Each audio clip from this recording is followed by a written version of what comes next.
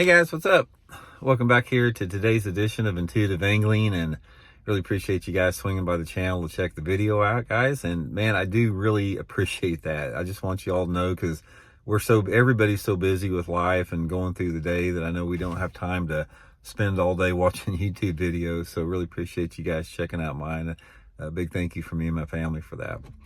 Guys, today I want to talk about the fact that we're just all freaking exhausted by all the changes at MLF that nobody can keep up with. It's like this has been going on for years now, and it's like solving a dang Rubik's Cube in 2 minutes or something, to try to constantly keep up with these adjustments and rule changes and tweaks that they make all the time. So I sort of wanted to comment on that a little bit and get your guys' opinion on that, and maybe offer some advice a little bit. Not that any tournament organization takes good advice, because they don't, but we're going to get into that in today's video. Also, guys, before we get started, I just wanted to remind you, or let you guys know, that Tackle Warehouse has got my Blaukat throwback jig back in stock. They got a big shipment in this week. You guys know that when we launched it 2 or 3 weeks ago, they sold out the first day, and they've been on back order for a long time, but you guys can get them there right now. I'll put my Tackle Warehouse Blaukat throwback jig link in the description of this video. And guys, try the brown and orange and the green pumpkin and chartreuse. Those are my 2 favorite fall colors.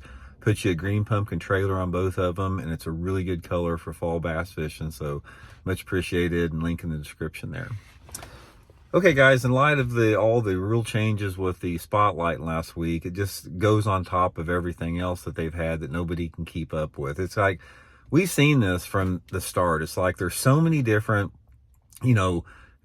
things that they have there. Heavy hitters, team tournaments. They got, the regular season deal. They had a deal where they went from, 1 pound fish caught to 2 pound fish caught. They went back and forth, and then they said they're going to cut to the top 50, and they changed their mind. Now it's going to be the top 65, and now that's up in the air. Nobody knows what's going on. And then they made all these rule changes regarding live scope. That's like solving a dang Rubik's Cube to figure it out. It's like, okay, you can use it in first period or such and such period, but you can't use it in the next period. And then high schoolers can use it in practice, but not in the tournament. And BFLs and Toyota Series can use it the whole time. And Tackle Warehouse, they can use it one day of the tournament, not the next day of the tournament. You can't keep up with it, man. It is so dang confusing, and everybody has basically just given up trying to figure it out. So I want to offer a little bit of advice here to MLF that basically will just give you a foundation and a baseline and stay there, so we can focus on what's important, and that's just fishing. Now, I'm going to give MLF credit where credit is due. The best rule that they ever made, ever, in the entire thing out there, was getting rid of the weigh-ins on the Bass Pro Tour and just making it where you weigh your fish and throw them back in the lake. That is revolutionary, and that's every tournament organization on every level ought to adopt that. That is the best way to be true conservationists of the sport. So congratulations to MLF. Excellent choice on that. Now, here's what they need to do, guys. If they want to get out of all the hoo-ha and problems that they have, and and just turmoil, this is how you simplify things and make that organization thrive.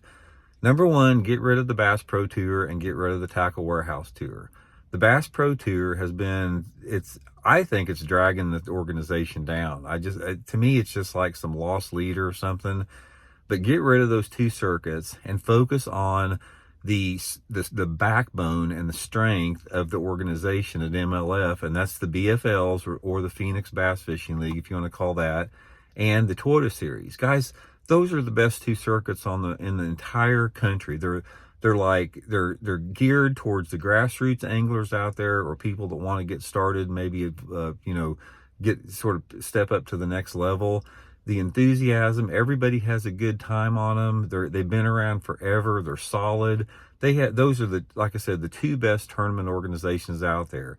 If MLF would basically just cut the fat, get rid of those 2 other tournament circuits, and completely focus on the Toyota Series and the Phoenix Bass Fishing League, and make those things the best they can be. Like, get the payouts up, increase the payouts, really listen to the anglers, get rid of spotlighting for bass.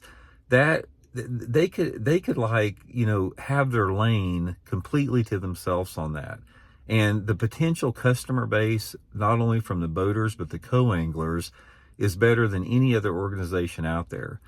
So here's my advice to them out there. Just get your BFLs going, get your Toyota series going, make them the best that they can be. Listen to the anglers, poll the anglers, get rid of forward-facing sonar, and just focus on that and simplify everything. Stop with all of these 6,000 different options of how to requalify and qualify and rule changes and changes to this and that, and just like keep it simple. I think a lot of things about the tournament organizations today is they try to constantly improve on the product that does not need improved by. And then they try to make some other stuff that just makes it more complicated. But it's been my experience in bass fishing that the simpler is the better. People don't want to have to decipher and figure out what the heck's going on from one year or one season to the other. And that's the way it is with MLF right now. Literally, guys, the biggest reason I don't watch MLF like the Bass Pro Tour and the Tackle Warehouse stuff is I can't keep up with the changes. It's like there's too much to it. It's too complicated. It's too complex. There's too many tournaments. There's too many, you know, side tournaments. There's too many rules regarding it. And people don't want that because it's just, like I said, if there's one overriding theme that I can share with MLF that I get from all of my viewers out there, it's that there are too many changes and it's too complicated and people have just given up, and they're frustrated by that. So they might want to take note of, you know, just the average viewer, you know, what the feedback's getting on there. But anyway, guys, just a quick video with that. Like I said, they've, you know, they're going to do what they want to do. They always do. And it's just like, if I was a tournament organization, I would poll my members all the time. I'd have polls and I'd have surveys and I'd try to get a feedback for what they wanted, because ultimately everybody's a customer. It's like the pros that fish the Bass Pro Tour, the pros that fish the anglers that fish the Bass Pro Tour, the anglers that fish the Toyota Series, the anglers that fish the BFLs or the Tackle Warehouse, they're all customers. They don't work for MLF. They're just customers that pay huge entry fees and pay hundreds of thousands of dollars to compete in their tournaments. So they ought to have some type of a say in what's going on in the tournaments, and right now they don't. So anyway, guys, let me know what you think. Do you think that MLF is just way too complicated? It's too hard to follow. It's too hard to figure out.